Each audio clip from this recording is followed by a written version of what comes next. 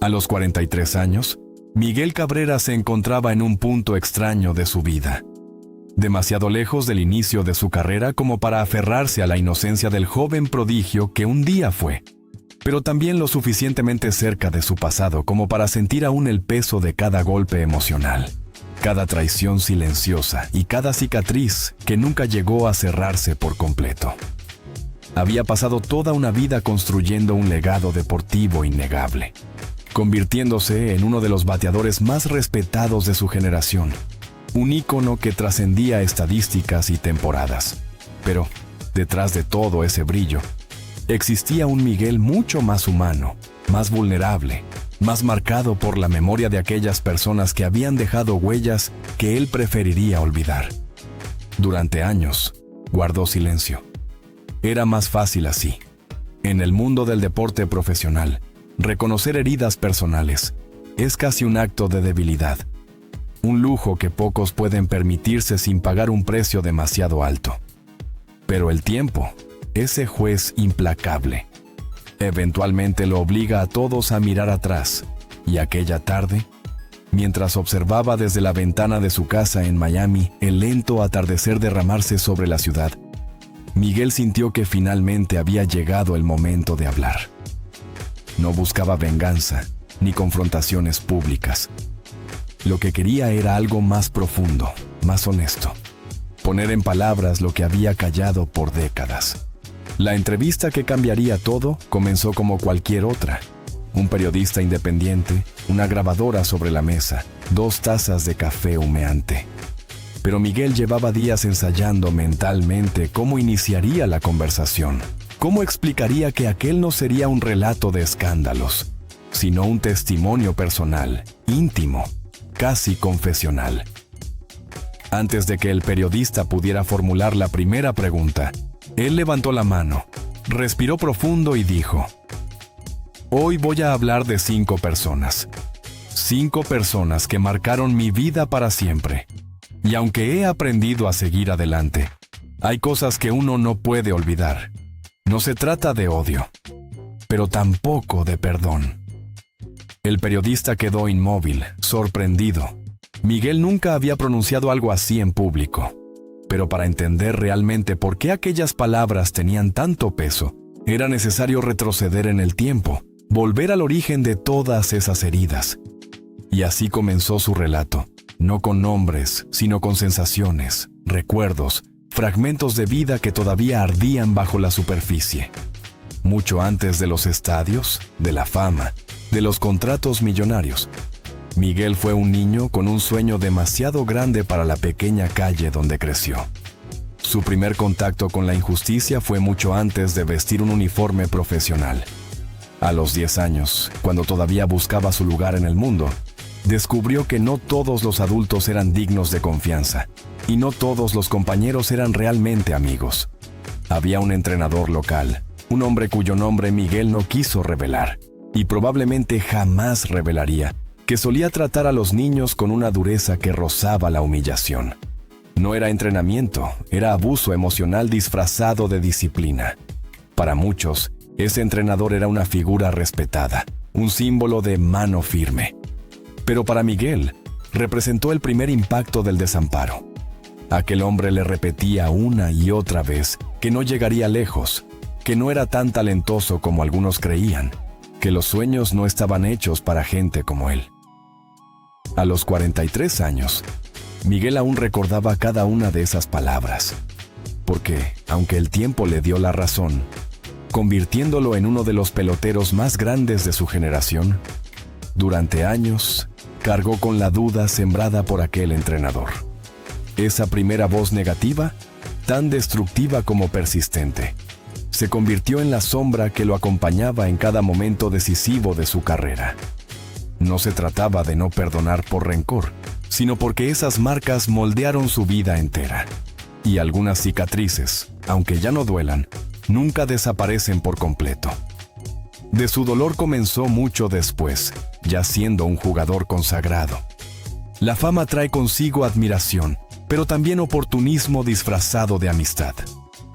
Hubo una persona, alguien a quien Miguel consideraba un hermano, que lo acompañó en sus primeras temporadas en las ligas mayores. Compartían viajes, risas, sueños, pero en silencio, este hombre llevaba una agenda oculta. Miguel jamás dio detalles concretos en la entrevista, pero sí explicó el sentimiento. Alguien a quien le había confiado cada aspecto de su vida, terminó utilizando su cercanía para beneficio propio, no mediante delitos ni actos escandalosos, sino a través de pequeñas traiciones acumuladas. Información personal compartida sin permiso, decisiones malintencionadas que frenaron proyectos importantes, comentarios que sembraron dudas entre Miguel y personas que lo apoyaban genuinamente. Ese tipo de traición, sutil, cotidiana, silenciosa, suele ser la más devastadora. Cuando la máscara cae, no queda solo el dolor, sino la sensación de haber sido ingenuo. Miguel confesó que ese episodio lo dejó más reservado, más selectivo, menos confiado. Aprendió que en el mundo del éxito pocos se alegran realmente de tus victorias, y muchos están ahí solo mientras puedan sacar provecho. Cuando el periodista le preguntó si consideraba esa traición como una de las 5 imperdonables, Miguel simplemente respondió: sí, porque fue la que me enseñó que la fama puede comprarte todo, menos lealtad. El tercer golpe, el negocio que casi destruye su paz mental. La siguiente historia conectaba con su etapa de mayor reconocimiento. Para entonces, Miguel ya era una figura establecida, un hombre que movía titulares, y con ese nivel de prestigio, aparecieron oportunidades de negocio por todas partes. Una de ellas, aparentemente prometedora, lo llevó a asociarse con un grupo que aseguraba tener la experiencia y las conexiones necesarias para expandir su marca personal. El problema no fue económico. Miguel nunca insinuó pérdidas millonarias ni estafas. Lo que ocurrió fue algo más insidioso. Una manipulación emocional constante. Una presión psicológica para que tomara decisiones que iban en contra de sus valores. Lo empujaron al límite, haciéndole creer que su carrera estaba en riesgo si no seguía sus consejos. Le repetían que sin ellos no llegaría al siguiente nivel. Ese periodo coincidió con uno de los momentos más frágiles de su vida profesional. La presión mediática era abrumadora. Las expectativas estaban por encima de lo humanamente razonable, y la carga emocional comenzaba a dejar huellas. Aquel grupo, en lugar de sostenerlo, se aprovechó de su vulnerabilidad. Y aunque finalmente logró romper el vínculo, Miguel reconoció que ese episodio le costó noches de insomnio, crisis de ansiedad y una profunda desconfianza hacia el mundo empresarial. Perdonar no es olvidar, dijo con voz seria. Y yo no puedo olvidar cómo me hicieron sentir en ese momento. No puedo olvidar que me empujaron a dudar de mí mismo.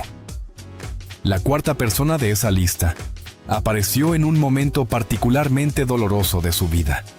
Miguel estaba atravesando una etapa personal complicada. Problemas familiares, presión profesional, expectativas desbordadas. Y necesitaba apoyo, no como atleta, sino como ser humano. Había alguien cercano que le prometió estar presente, acompañarlo, ser un sostén emocional.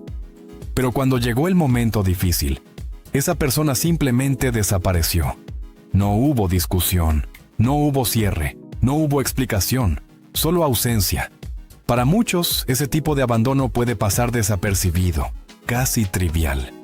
Pero para Miguel, fue la confirmación de algo que llevaba tiempo presintiendo. A veces, incluso quienes prometen lealtad incondicional, solo están a tu lado mientras todo va bien. Aquella ausencia lo marcó con una frialdad silenciosa. Lo obligó a aprender a sostenerse solo, a no esperar que otros estuvieran ahí cuando la vida se volviera oscura. Y aunque hoy reconoce que ese aprendizaje lo hizo más fuerte, también admite que dejó una herida que jamás terminó de cerrar. Ese vacío. No sé si algún día podré perdonarlo. La quinta persona, quizás la más dolorosa de todas, no era un enemigo, ni un rival, ni alguien que buscara perjudicarlo intencionalmente. Era alguien a quien Miguel admiraba profundamente cuando era joven, una figura que llegó a considerar un modelo a seguir. Durante años, esa persona representó para él la imagen ideal de lo que quería llegar a ser: disciplinado, respetado, ejemplar. Sin embargo, la decepción llegó cuando descubrió que aquella figura, en realidad, distaba mucho del ideal que la opinión pública veneraba. Miguel no dio detalles, no habló de actos concretos. Lo que dijo fue más emocional que factual. Cuando conocí su verdadera personalidad, me di cuenta de que había construido mis sueños sobre una imagen falsa. Esa revelación lo golpeó más fuerte de lo que habría admitido en aquel entonces. No era solo una decepción, era la sensación de haber sido traicionado por su propia esperanza. El ídolo cayó del pedestal, y con él, también cayó parte de la inocencia que Miguel aún conservaba.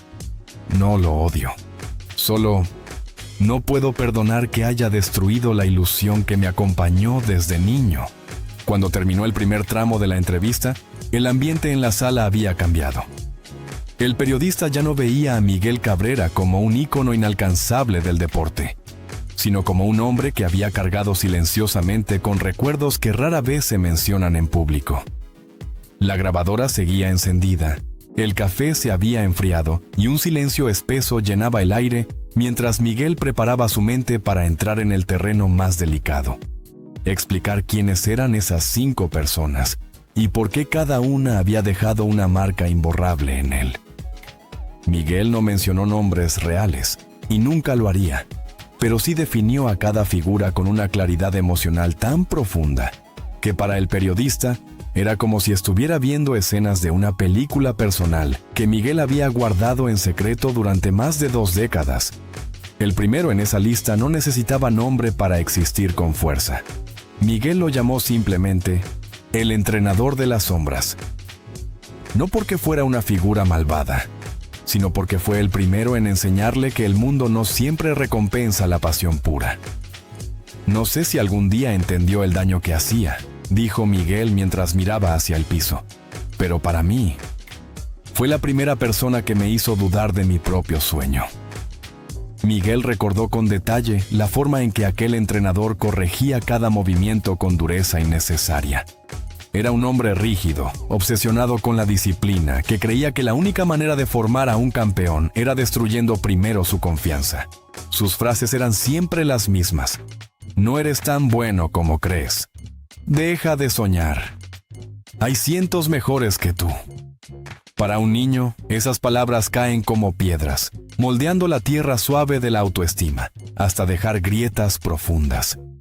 Miguel admitió que, durante años, al enfrentarse a retos en su carrera profesional, la voz que resonaba en su mente no era la de entrenadores modernos, ni la de compañeros o rivales, sino la de aquel hombre que nunca creyó en él. Era extraño, lo confesó, pero incluso después de convertirse en una estrella, todavía soñaba a veces que estaba atrapado en esos campos polvorientos de su infancia, escuchando las críticas feroces de un adulto que nunca supo ver el brillo en él. El periodista preguntó: ¿qué fue lo que más te dolió de esa etapa? Miguel respondió sin titubear: que aprendí a jugar con miedo. No miedo al juego, sino miedo a decepcionar. Y ese miedo, una vez que entra, no se va jamás. Aquella figura se convirtió en el primer imperdonable. No porque fuera una mala persona por naturaleza, sino porque dejó una huella que incluso el éxito no logró borrar. El segundo nombre en su lista era probablemente el más doloroso. Lo llamó el hermano perdido. Un joven con quien compartió momentos cruciales en los inicios de su carrera profesional. Alguien cuya presencia le había dado seguridad, cuando aún era un novato navegando un mundo enorme y competitivo. Éramos inseparables, relató Miguel. Comíamos juntos, viajábamos juntos, entrenábamos juntos. Yo pensé que por fin tenía a alguien en quien podía confiar plenamente. Pero la traición rara vez llega de golpe. A veces aparece en acciones pequeñas, casi imperceptibles, como grietas diminutas en un vidrio aparentemente intacto. Miguel contó que un día notó que ciertos detalles de su vida, cosas que solo le había contado a esa persona, aparecían en conversaciones comunes con terceros. Pequeñas cosas, nada grave, nada escandaloso, pero suficientes como para encender una alarma tibia. Con el tiempo, esas grietas se hicieron mayores. Decisiones en las que lo convencían de tomar caminos que no eran los mejores. Comentarios malintencionados disfrazados de bromas. Consejos que parecían nacer no del cariño, sino del deseo de controlarlo. De repente, Miguel comenzó a sentir que vivía en una relación de dependencia emocional, donde cada paso estaba condicionado por un vínculo que empezaba a asfixiarlo. Y cuando descubrí que usaba mi confianza para ganar acceso a personas y lugares, supe que ya no era mi amigo. No hubo pelea, no hubo despedida, solo una separación silenciosa que dejó un vacío enorme. El periodista preguntó, ¿por qué es imperdonable? Miguel respondió con una frialdad que cortaba el aire. Porque cuando te traiciona un enemigo, lo esperas, pero cuando lo hace alguien que llamabas hermano, te rompe por dentro. Todavía me cuesta confiar al 100%.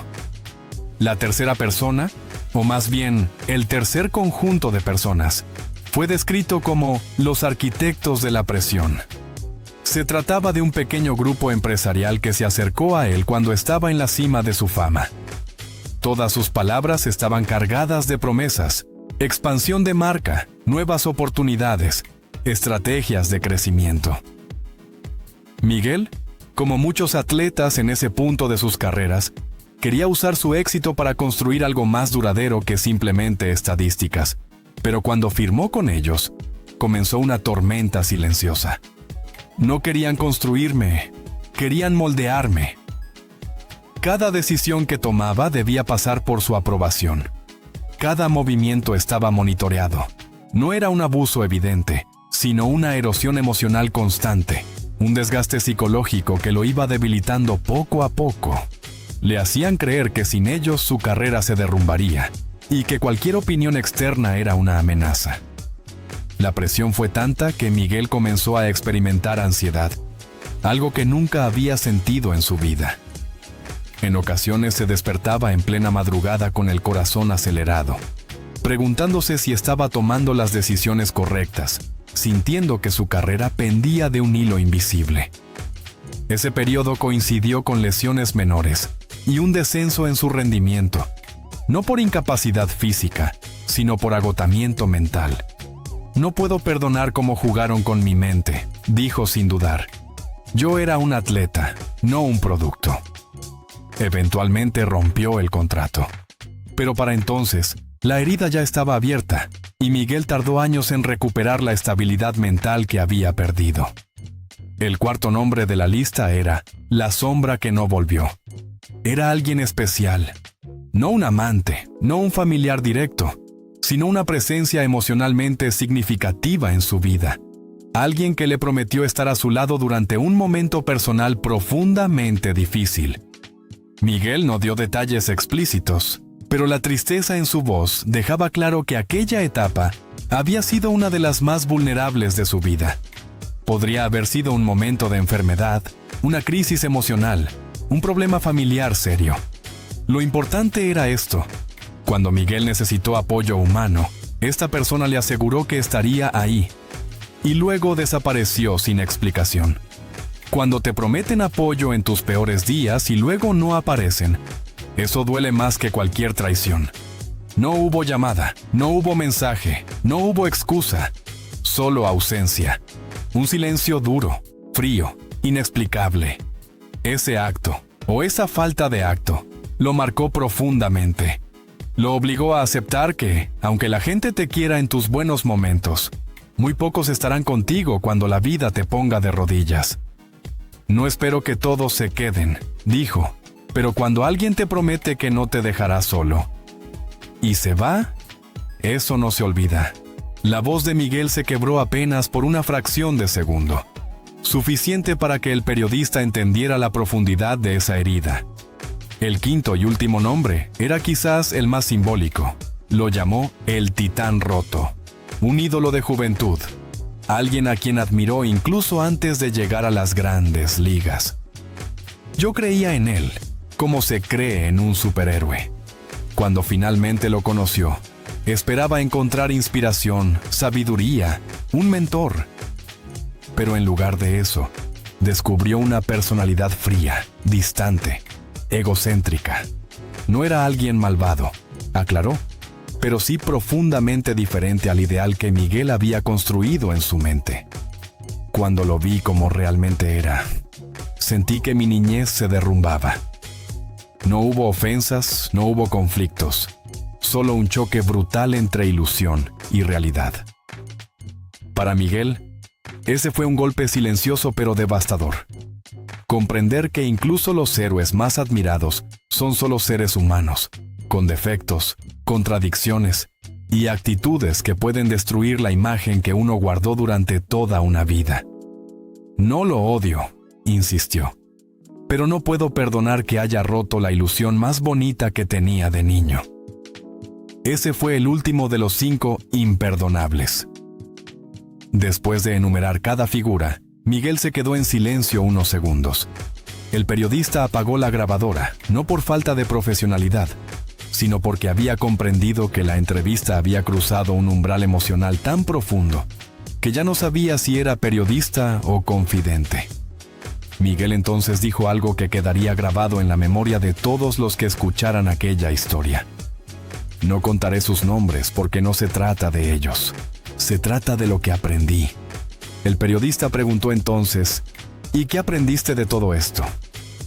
Miguel respiró hondo, apoyó las manos sobre sus rodillas y respondió con una serenidad que contrastaba con el peso de todo lo que había narrado. Aprendí que el éxito no te salva del dolor.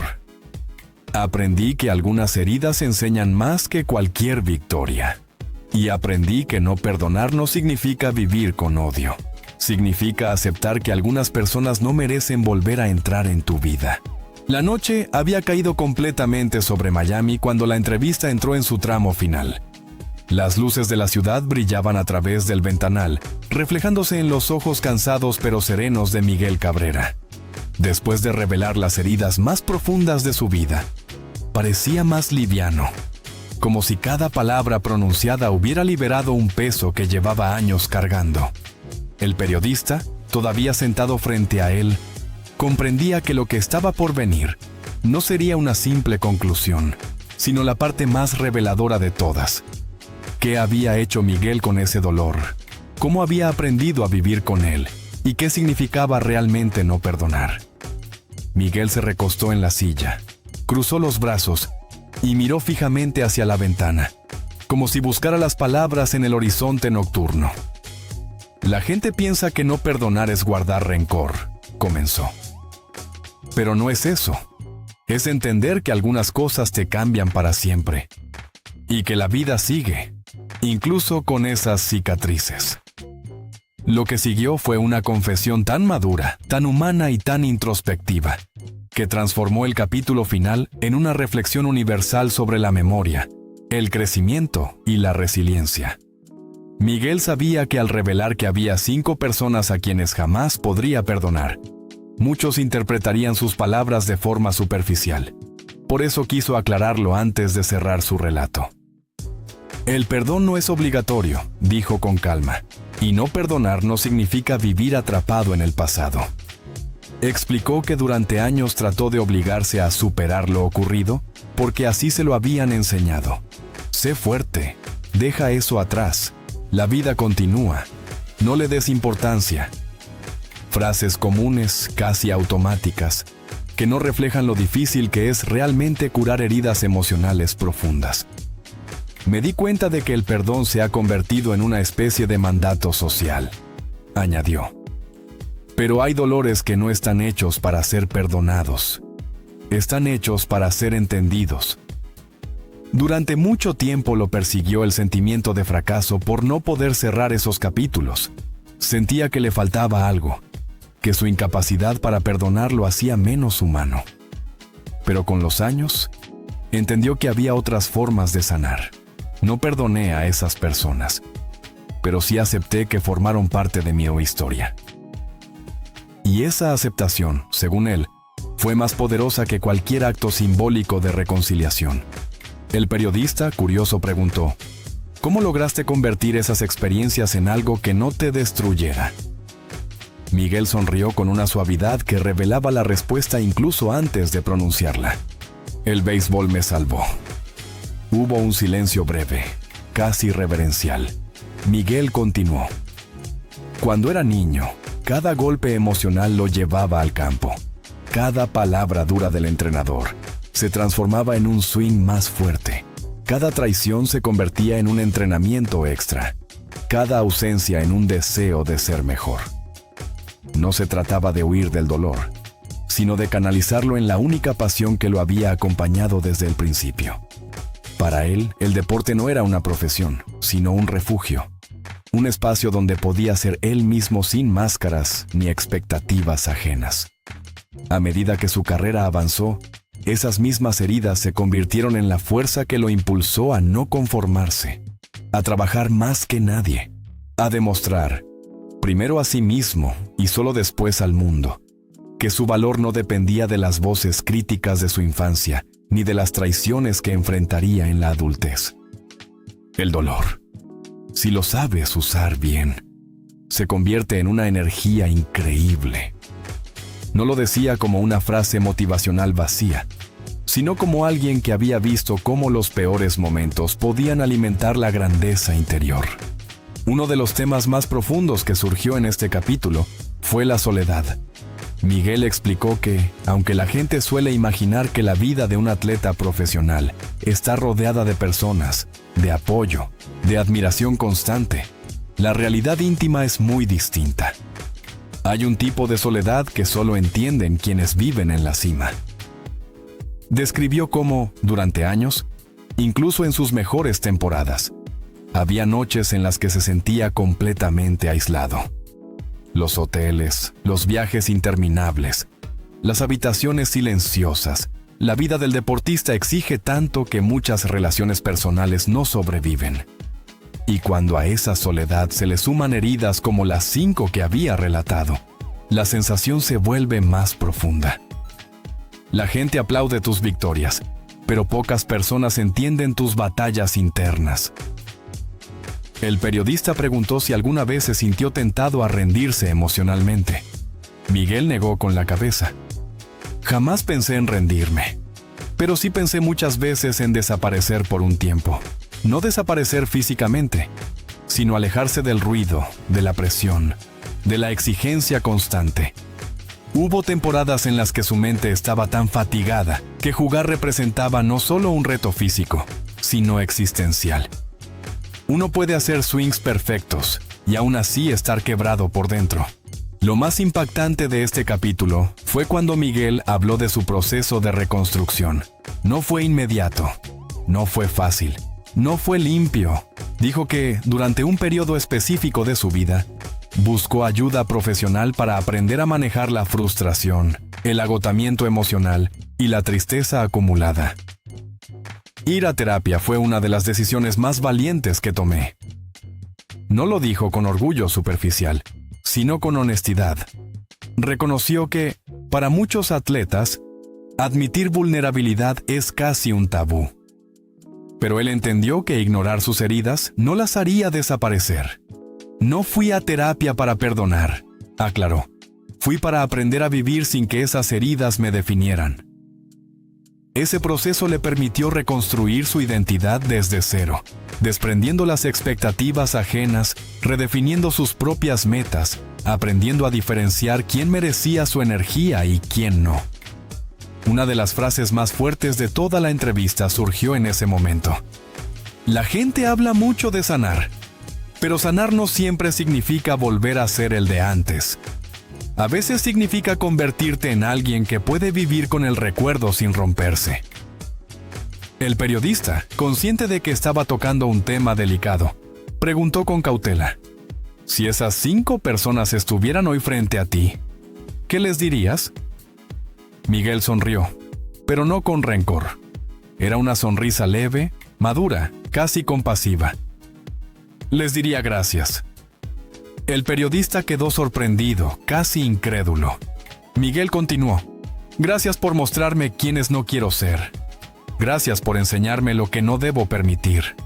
Gracias porque, sin ustedes, no habría aprendido a protegerme. Pero luego agregó con absoluta honestidad. Y también les diría que no espero que entiendan lo que hicieron, porque ya no necesito su comprensión. Para él, la verdadera libertad emocional no era vengarse, ni confrontar, ni exigir disculpas. Era haber llegado a un punto donde esas heridas ya no definían ni su presente ni su futuro. No los perdono, pero tampoco les deseo mal. La vida ya se encargó de poner cada cosa en su sitio.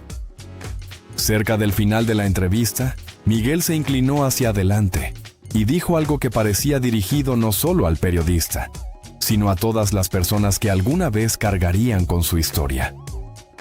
Todos tenemos a alguien que no podemos perdonar. Y está bien. Explicó que la sociedad presiona constantemente a la gente para cerrar heridas que no están listas para cerrarse, para reconciliarse antes de tiempo, para hacer las paces con recuerdos que todavía duelen. El perdón no puede imponerse, es algo personal, íntimo, y a veces simplemente no ocurre. Pero lo importante, añadió, es que uno no se quede atrapado en ese dolor. No perdonar no significa vivir amargado. Significa elegir seguir adelante sin permitir que esas personas vuelvan a tener poder sobre ti. Y esa, para él, era la enseñanza más valiosa que la vida le había dado. Después de 3 horas de conversación, la entrevista llegó a su fin. Miguel se levantó lentamente, estiró los brazos y caminó hacia la ventana. La ciudad seguía viva, vibrante, indiferente a las batallas internas de quienes la habitaban. A los 43 años, dijo, finalmente encontré la paz que buscaba. Esa paz no provenía del perdón, ni de la reconciliación, ni de olvidar el pasado. Provenía de la aceptación de su historia, de las personas que lo marcaron, de la cicatrices que llevaba, y de la fortaleza que había construido a partir de ellas. Antes de despedirse, miró al periodista y concluyó, no puedo perdonarlos, pero sí puedo vivir en paz, y eso, al final, es lo que realmente importa. La grabadora se apagó. La entrevista terminó, pero el eco de sus palabras siguió flotando en la habitación, como un testimonio eterno de un hombre que había aprendido a transformar el dolor en sabiduría.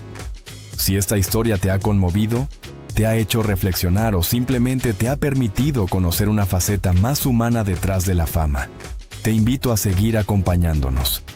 En este canal encontrarás relatos profundos, análisis exclusivos y testimonios que revelan el lado más auténtico de las celebridades. No olvides suscribirte para no perderte ninguno de nuestros próximos contenidos. Activa la campanita para recibir notificaciones cada vez que publiquemos un nuevo video. Y si te ha gustado este capítulo, déjanos un me gusta, va. Comparte el video con quienes aman las historias reales y emocionantes. Tu apoyo es la fuerza que nos impulsa a seguir creando contenido de calidad. Gracias por estar aquí, nos vemos en el próximo video.